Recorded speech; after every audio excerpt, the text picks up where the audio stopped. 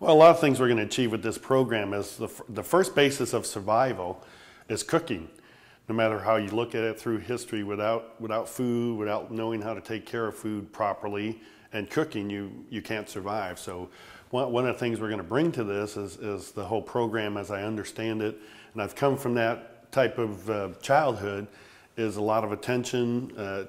It takes a whole village to teach that one child, and cooking plays an important part because it teaches them about self-esteem, it teaches them about awareness.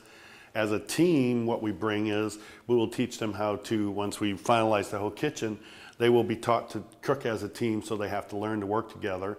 I like to select certain people each week or each month that will be the team captain, so it brings leadership. So not only just learning how to cook, but people don't realize through that structure of cooking, you have a lot of leadership, you have to learn a lot of organization, a lot more than people. In the culinary world, we call it mise en place.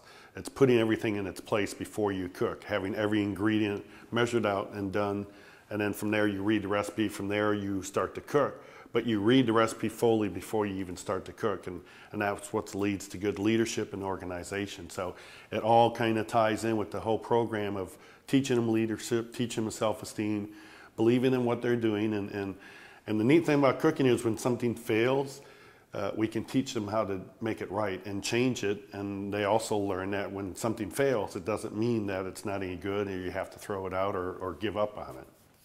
Well, one of the reasons I personally decided to get into this program with Mary Beth and the Wellness Center is, everybody sees my 40-year career as a successful career.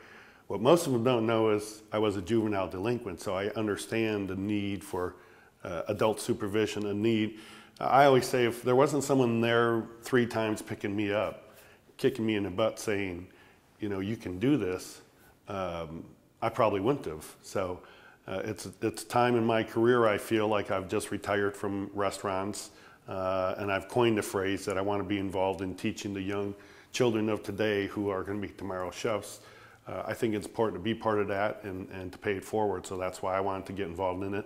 Bring our talents, and I know I can bring a lot of other chefs here who can teach things that maybe I don't teach as well or know as well.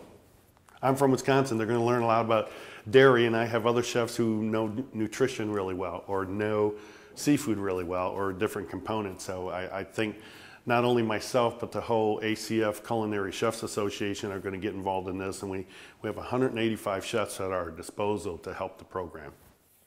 You know, one of the other things about the visions about what we're doing is not only modifying this kitchen, we're going to build this downstairs, I guess you would call it antiquated kitchen, into a teaching thing where students can sit and learn.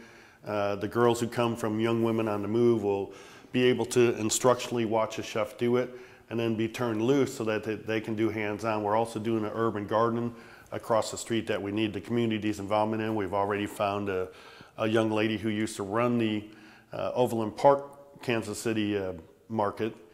She's going to come help the Young Women on the Move program when we get ready to do that garden. I mentioned it at one chef meeting. She's already, I want to be in. I have another lady who wants to get involved because we started some wellness programs at the Culinary Center. So the Young Women on the Move has already gotten some movement from people they never heard. The Chefs Association never knew about it till I brought it up. So there's going to be a lot going on with the vision. Have tons of chefs involved, and the urban garden across the street is going to be really cool because that's another survival technique. Learning how to grow the food before you have to cook the food. I think Young Women on the Move is a very positive program for this community. It's going to take the young women, teach them a trade, teach them how to eat healthy,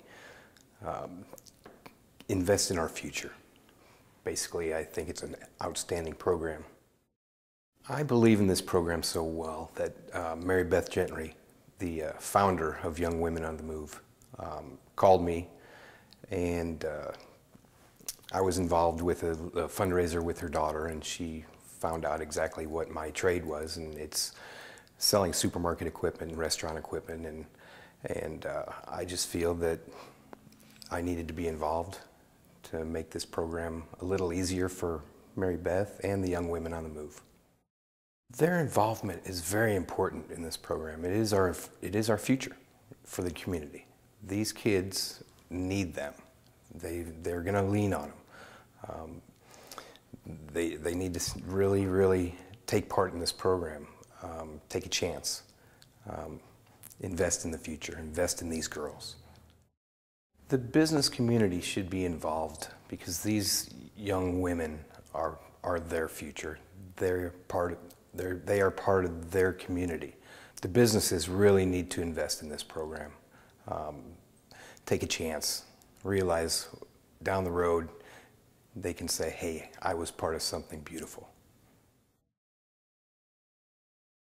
This culinary program is going to be a perfect fit. Young Women on the Move is all about empowering young women to live healthy lives filled with positive options. And we are building a curriculum based on what we call the full spectrum of health.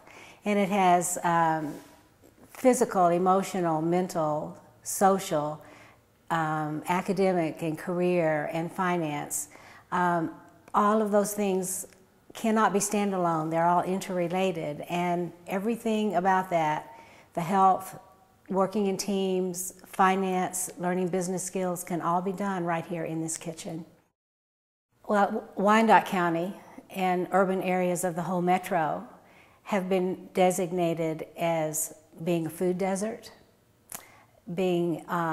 which means that families have hard access, have difficulty accessing nutritious foods, economical foods. There's not as many grocery stores. The urban garden movement is growing, but our families are suffering from many kinds of poor health as a result of food, not having enough food. The professionals like to call it food insecurity. That's, to me, kind of a sterile term, but we experience it in our program where we see our girls wanting to ask if they can take their snacks home, and we know that it's for their families. Or if they'll take a child to McDonald's to talk with her after school, and she'll ask if she can take half of her chicken sandwich home, knowing that she wants to share it with her sister. So we see a lot of problems with just not having enough food, but one of the bigger problems, well, it's not a bigger problem, but a big problem is of not having the knowledge about food, about nutrition, about portion sizes, about what foods are going to contribute to their health or take away from their health, or even where their food comes from.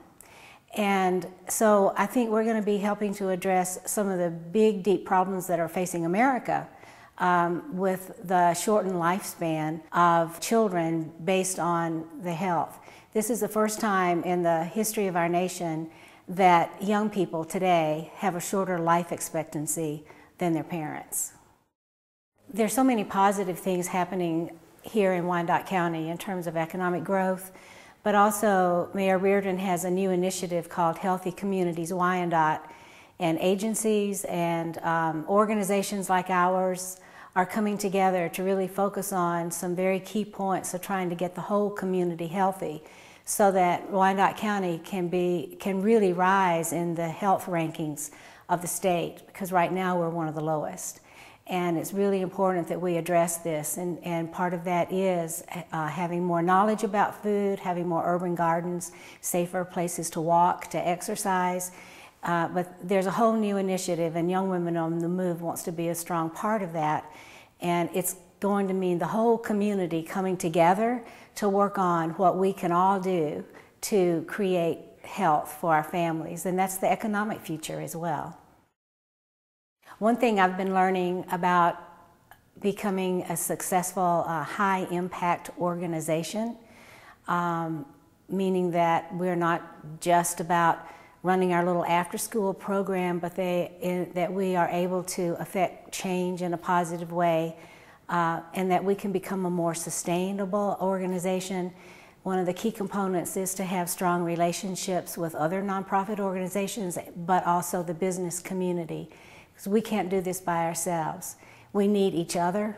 I need their support. I need their advice. But I think on a bigger way, we need all of the community working together. You know, it's kind of trite to say it takes a community to raise a child, but once our community begins really working well together, and this is a project where lots of different organizations can get involved, we're going to be able to see great change. And this is just a small component of what can happen in our community. But we want to welcome those organizations, those companies, and we want to make this a place for the whole community. We really believe in this project, and there's a lot of work to be done here. But we're building a vision, and we need people to join us with this vision. We want to make this entire little campus here a model for the urban core, for health, for education, for youth, and for families. And we're looking for partners who will come along beside us, share their knowledge, their expertise, encourage us, but also we want it to benefit them too, because we know if we can create a healthier community, we can train our young people to be future employees, have a higher education. This is going to raise the bar for the entire community, and it's going to help our businesses. And we also feel it's going to be a way to showcase our businesses in many different ways. And so we want to make it a win-win for the businesses, for all of us.